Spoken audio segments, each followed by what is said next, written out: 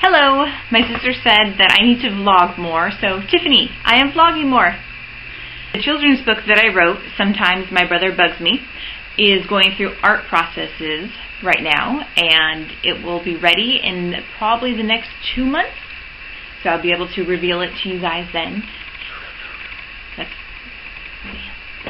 Those are revealing fingers. I'm working on a young adult contemporary book right now, and it's a male POV point of view, so that's a little something different.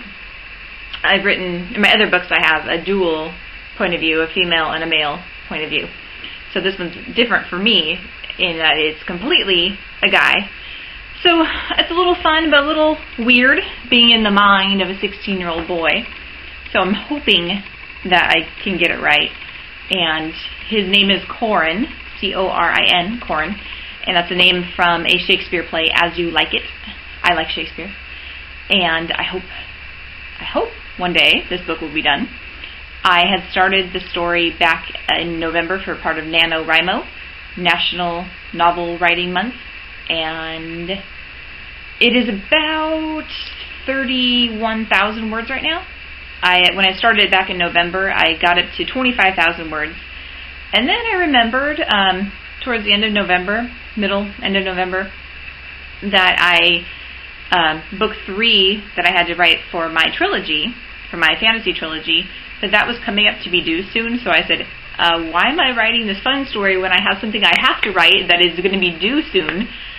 So I had to put off my NaNoWriMo story and finish book 3 for my Tales of Gimendral series. But now I am back to Corin's story, and I hope I would like to finish it this summer. That is my plan, to figure out what happens. Now I have an outline. I went back and I said, well, how is it going to end up? Okay, what's happening along the way? And I knew a lot of those steps. And then someone just asked me, because I was telling my friend about the story, and she said, well, then how does it end? And I said, I don't know. It feels very much like a choose your own adventure story right now, which I hated choose your own adventures, because I would always die. Like, oh yes, I will go through the left door. Die. Okay. Then I'll go back through. I'll go through the right door. Oh good. All right. I'm not quite dead yet. And then I go down the blue path. Dead. Okay. I'll try the red path. Oh, okay. I made it through. And now I choose to go to the jungle. Dead. I could never win. I never got to the end of the story of Choose Your Own Adventure, so I do not want to write a story like that. I need to know where my character's going, how he's going to get there, what his life is going to be about. So that's been a little difficult to figure out. I think one of the ways to know what your character is going to do is by writing more and to really know what your character is about. And this probably sounds crazy to people who are not writers, but if you've ever written before, your characters, they really become like a real person. Think of all the books that you've read and you feel like you know that character is a real person.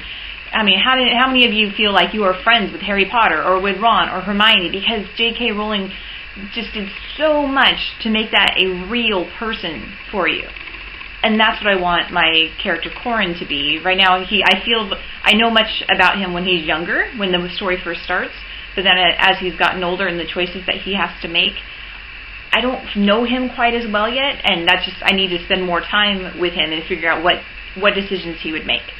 We're going camping at the beach for a week with our youth group, and that's always fun to go down there and to be so near the waves, and not a big fan of the sand and the dirtiness aspect of it, but it's still fun to go there and be with everybody. And my kids love it, and my husband loves it. He loves the beach. So I go because everyone else is there. And hopefully I'll be able to have a chance to write this year.